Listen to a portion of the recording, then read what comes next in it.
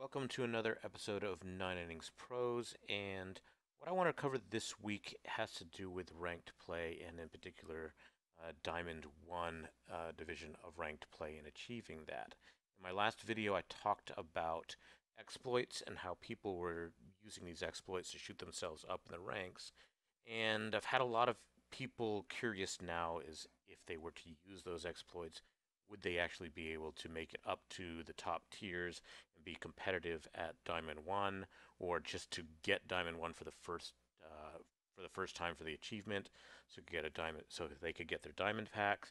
So what I want to actually do is walk you through what it takes to be competitive at this level, what teams at this level look like, and what you should really be targeting in order to make it there and actually stay there.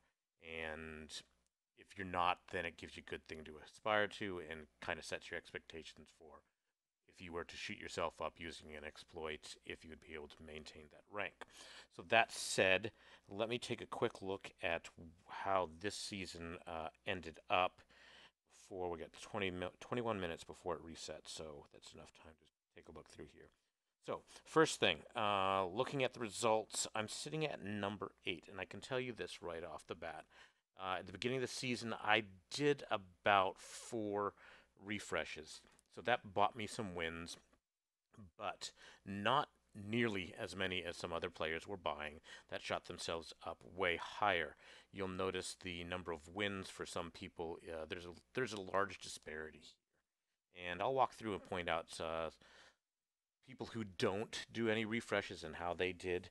And so knowing that I did a little bit, that gave me a little bit of an advantage, but it didn't shoot me all the way up to the top.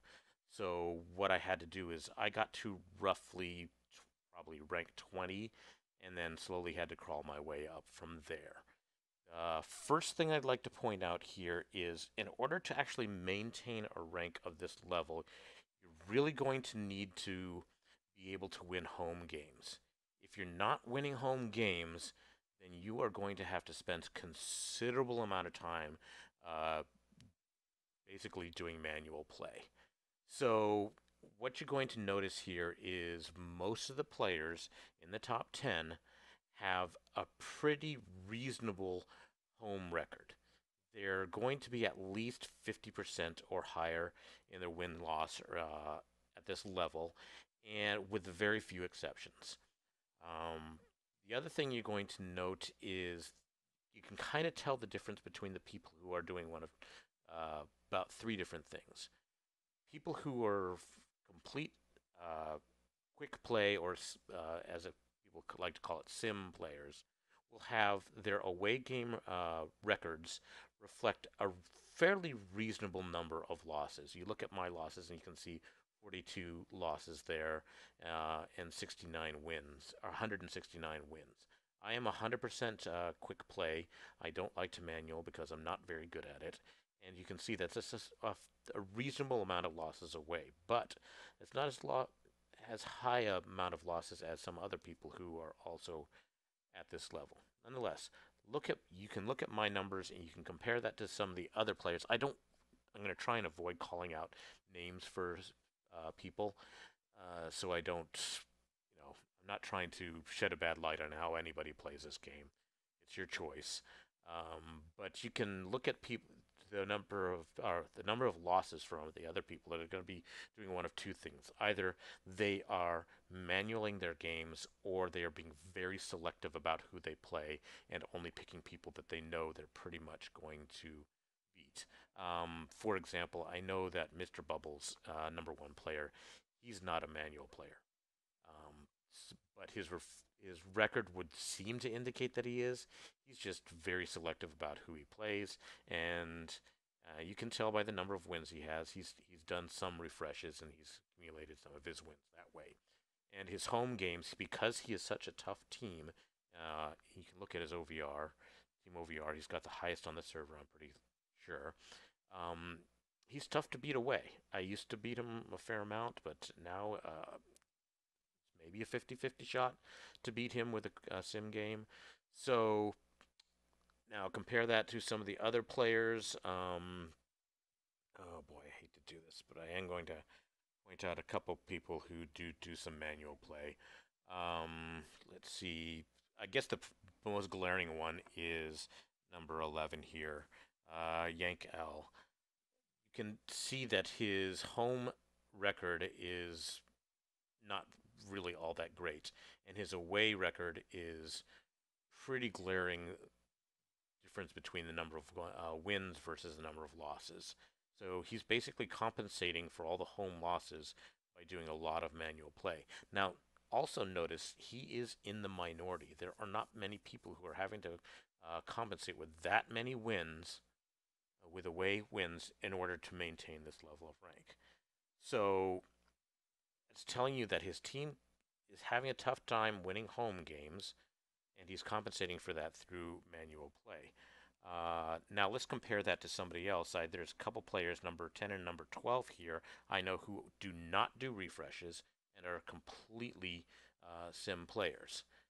They were able to achieve ranks 10 and 12 with no refreshes and through complete quick play, and also with a supporting home record that's reasonable. It looks like Blue Jays had a rougher time this week. I happen to know that her team is very difficult.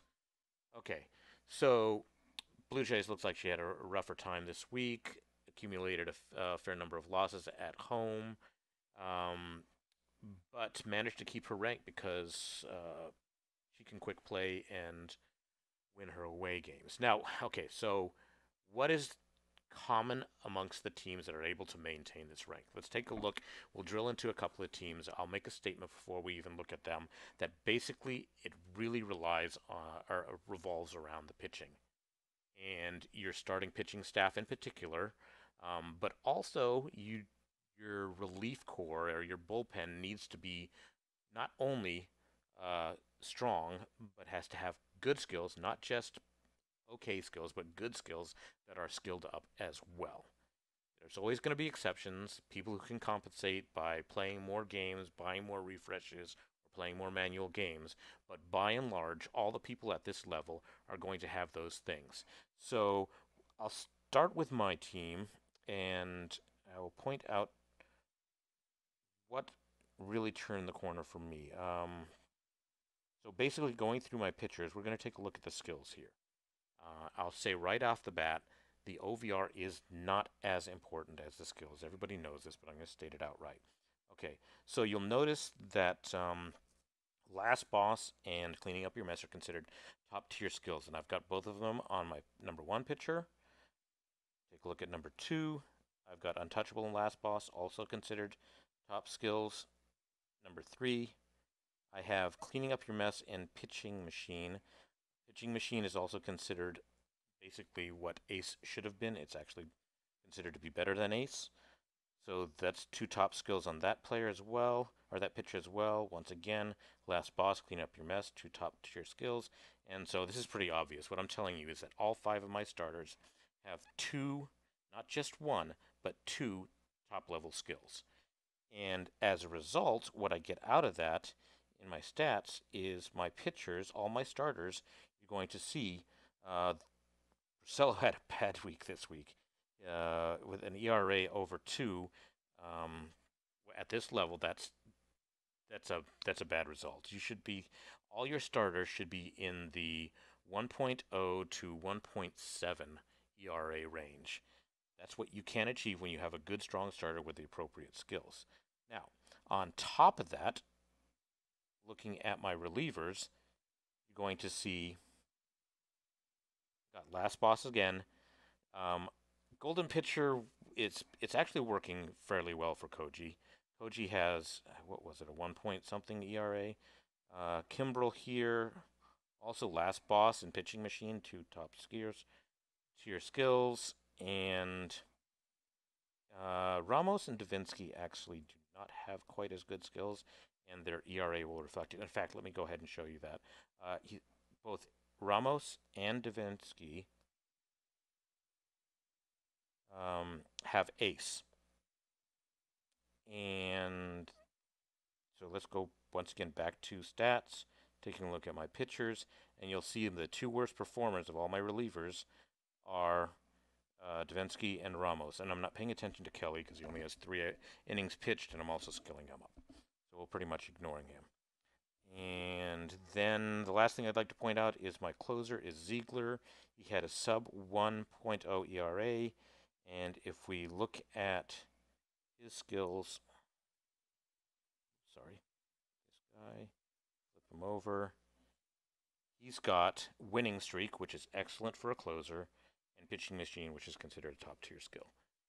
No golds, but he does very well in that position. Okay, before we lose all our stats due to the refresh, we have 11 minutes left. Let's take a look at some of these other teams. Let's take a look at Blue Jays. I'm pretty sure I still have friends list. Friends list. I'm fortunate enough to have a lot of these top teams on my friends list. And here we go. Okay, first thing to look at, pitchers. Starting rotation of all signature pitchers. That's fine. That's, that's great. She's got a good selection of pitchers here, but what really is going to support this is untouchable and pitching machine, excellent skills. Last boss, clean up your mess. Ace as well, but I don't really consider ace a top skill. Last boss, cleaning up your mess. Notice the theme here. 2 great skills on Verlander as well, and even in the number 5 position, cleaning up your mess and pitching machine. There's not a slouch in that starting rotation. Now, there are people who are able to maintain top level rank with one pitcher who has a little bit less skills. That pitcher, however, he's going to hurt you. This week I had somebody I was skilling up, my new prime Buckholes, and he hurt me. I suffered a lot of losses because of him, but I was still able to maintain my rank. So what I'm saying is 5 out of 5 with excellent skills is ideal. You can manage to get by with 4 out of 5 with excellent skills. If you're talking 3 out of 5 of your starters are good skilled, and then the last 2 aren't, you're probably going to have a tough time maintaining rank. Okay, so moving on, she has relievers with, looks like this is a brand new pitcher for her, skilling up pitching machine, which is good. Kimbrel, ace and pitching machine, fixer. Tances must be new as well. Okay, and with the relievers, not quite as strong as her starters. So the problem is when I face her, I barely get past the starters. So that's why I lose quite a number of games to her. Okay, let's take a look at Mr. Bubbles, number 1. It's going to be the same thing again. We're going to go through the 5 pitchers. We're going to find all 5 pitchers with excellent skills.